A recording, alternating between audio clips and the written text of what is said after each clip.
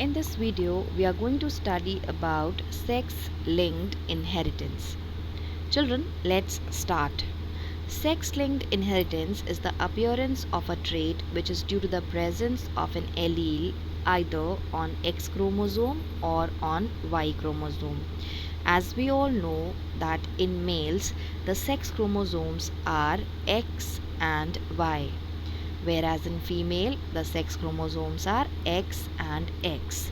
Therefore, sex-linked inheritance is the appearance of trait which is due to the presence of alleles present on these sex chromosomes. That's why it's written on X and on Y chromosome. So traits controlled by the genes present in the sex chromosomes. Let us start with X-linked inheritance. This means that the alleles present on the X chromosome. Children, certain disorders, कुछ disorders जैसे कि haemophilia या colour blindness, ये recessive jeans की वजह से होते हैं जो केवल और केवल एक्स क्रोमोसोम में प्रेजेंट होते हैं। पहले बात करते हैं कि हीमोफीलिया होता क्या है। हीमोफीलिया का मतलब होता है डिले इन क्लॉटिंग, यानी कि ब्लड क्लॉट करने में टाइम लगना। तो अगर ब्लड क्लॉट करने में टाइम लगेगा तो a person can die also due to excessive loss of blood. अब देखते हैं colour blindness. Colour blindness is a disease in which a person can not differentiate between colours, usually red and green colour. So children, इस तरह के जो disorders होते हैं ये रेसेसिव जीन्स की वजह से होते हैं जो एक्स क्रोमोसोम में प्रेजेंट हो। इसका मतलब है कि अगर कोई फीमेल है, उसके पास 2 एक्स होंगे, उसके इस एक्स पर अगर कलर ब्लाइंडनेस का एलील प्रेजेंट है तो अगर उसके इस एक्स पर भी प्रेजेंट होगा तभी ये फीमेल कलर ब्लाइंड होगी। अगर केवल एक ही एक्स पर वो एलील प्रेजेंट होगा तो ये फीमेल कैरियर होगी, कलर ब्लाइंड नहीं होगी। क्यों? क्योंकि ये वाला जो एलील है वो रेसेसिव है और रेसेसिव अपने आप को तभी एक्सप्रेस करता है जब वो होमोजाइगस स्टेट में होता है। अब अगर हम मेल्स की बात करें तो क्योंकि males have only 1 X chromosome, इसकी वजह से अगर किसी मेल के पास ऐसा एक्स आए जिसमें कलर ब्लाइंडनेस का एलील होगा तो वो मेल कलर ब्लाइंडनेस से सफ़र करेगा। यही सेम केस हम हीमोफीलिया के साथ भी लेंगे। Children, let us see an example here. यहाँ पर हम हीमोफीलिया के एलील के बारे में पढ़ने जा रहे हैं।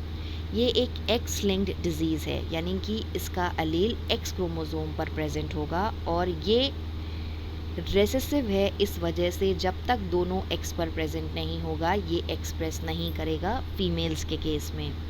मेल्स के केस में अगर ये एक भी एक्स पर प्रेजेंट है तो मेल्स को ये डिज़ीज़ हो जाएगी। Let us start. यहाँ पर ये ह्यूमन, ये मेल पूरी तरह से कलर्ड है, ग्रीन है, यानी कि ये डिजीज़्ड है।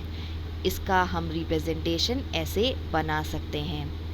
ये फीमेल नॉर्मल है, इसका मतलब है ये नॉर्मल रहेगी, इसके पास हीमोफीलिया का एलील या जीन प्रेजेंट नहीं है। अब हमारी पॉसिबिलिटी क्या होती है?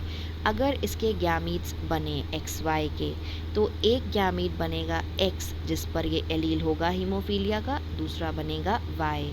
इसी तरह से फीमेल का बनेगा एक्स और दूसरा भी बनेगा नॉर्मल एक्स।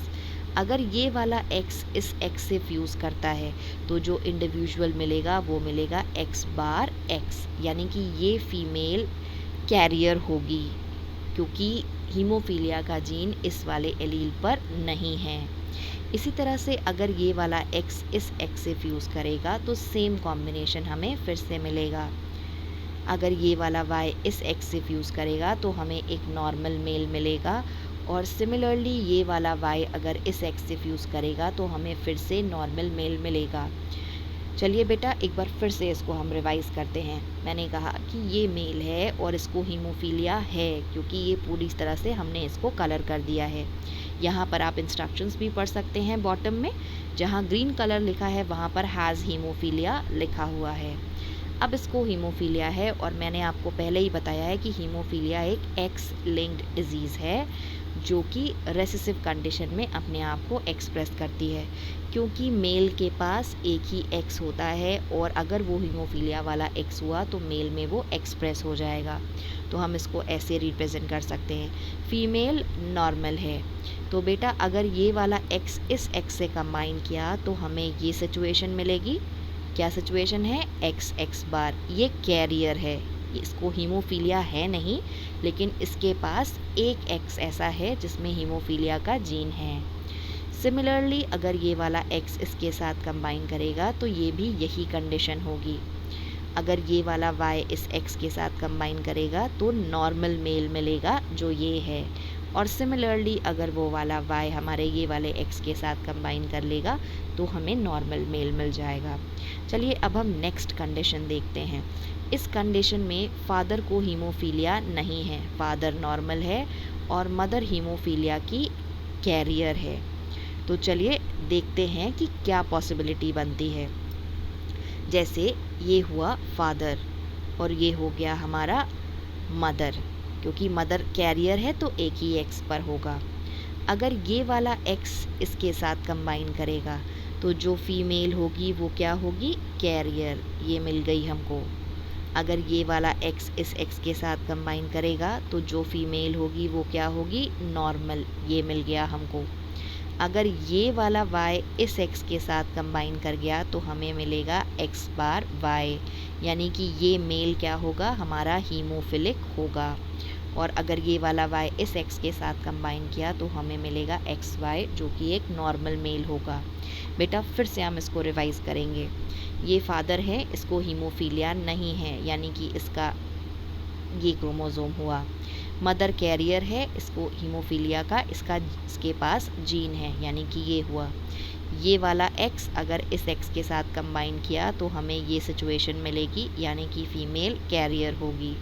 ये वाला x अगर इस x के साथ कंबाइन करेगा तो हमें ये सिचुएशन मिलेगी। ये वाला y अगर इस x के साथ कंबाइन करेगा तो हमें ये सिचुएशन मिलेगी और मेल हीमोफिलिक होगा, क्योंकि मेल के पास केवल एक ही x क्रोमोसोम होता है। अगर ये वाला y इस x के साथ कंबाइन करेगा तो हमें नॉर्मल मेल मिलेगा। आई होप कि एक्स लिंक्ड इनहेरिटेंस अब आपको क्लियर होगा। अब चलते हैं क्रिस क्रॉस इनहेरिटेंस की तरफ। क्रिस क्रॉस इनहेरिटेंस का मतलब होता है मदर से सन में जाता है और फादर से डॉटर में जाता है। देखिए, inheritance of X link genes as in colour blindness and haemophilia is called as criss cross inheritance. बेटा इसको हम फिर से एक एग्जाम्पल से समझेंगे। मैंने आपसे कहा कि मदर से सन में जाता है, ये है सन, और फादर से जाता है फीमेल्स में। कैसे? मदर का एक एक्स जिस पर हीमोफीलिया था, हीमोफीलिया का एलील था, वही एक्स मेल में गया, तभी वो मेल जो है वो डिजीज्ड हुआ।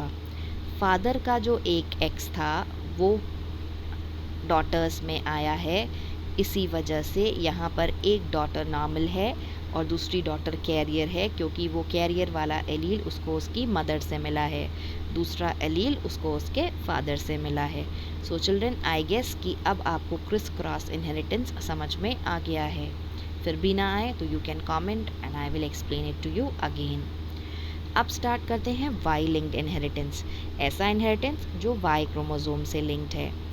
देखिए, there are far fewer Y linked than X linked genetic diseases.